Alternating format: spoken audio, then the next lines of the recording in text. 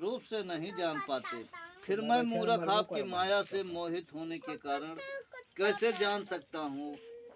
आप प्रसन्न हो, मैं अपनी धन संपत्ति के अनुसार आपकी पूजा करूंगा।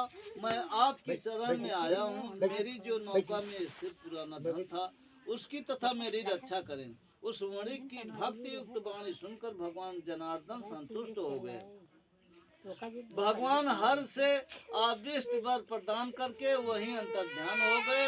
उसके बाद वह साधु अपनी नौका में चढ़ा और उसे धन धान्य से परिपूर्ण देखकर भगवान सत्यदेव की कृपा से हमारा मनोरथ सफल हो गया।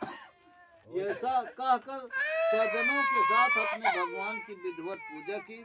भगवान श्री सत्यनारायण की कृपा से वह आनंद से परिपूर्ण हो गया और नाव को प्रयत्न पूर्वक संभाल कर उसने अपने देश के लिए प्रस्थान किया। साधु वणिक ने अपने दामाद से कहा, वह देखो मेरी रत्नपुरी नगरी दिखा रही है।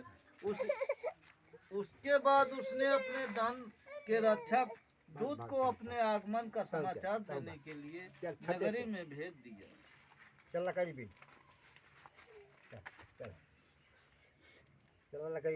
तत्पश्चात उसने दूत नगर में जाकर साधु की भार्या को देख हाथ जोड़कर प्रणाम किया तथा उसके लिए आविष्ट बात कही। सेठ जी अपने दामाद तथा बंधु वर्गों के साथ बहुत सारे धन धान्य से संपन्न होकर नगर निकट पधार गए। दूत की मुख से यह बात सुनकर वह महान आनंद से विहल हो गई और उसी साधु ने श्री सत्यनारायण की पूजा करके अपने पुत्री से कहा, मैं साधु के दर्शन के लिए जा रही हूँ, तुम शीघ्र आओ। माता का ऐसा वचन सुनकर व्रत को समाप्त करके प्रसाद का परित्याग कर वह कलावती भी अपने पति का दर्शन करने के लिए चल पड़ी। इससे भगवान सत्यनारायण रुष्ट हो गए और उन्होंने उनके पति को तथा नौका को धन के साथ हरण कर जल में डुबो दिया। इसके बाद कलावती कन्या अपने पति को न देख महान शोक से रुदन करते हुए पृथ्वी पर गिर पड़ी। नाव का दर्शन तथा कन्या को अत्यंत दुखी देख भयभीत मन से साधु वणिक ने सोचा, यह क्या आश्चर्य हो गया। नाव का संचालन करने वाला भी सभी चिंतित हो गए।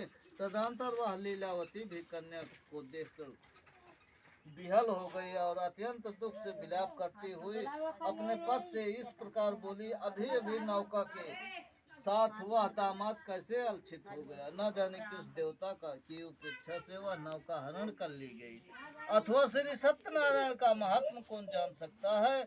ऐसा कहकर वह स्वजनों साथ विलाप करने लगी और कलावती कन्या को गोद में लेकर रोने लगी।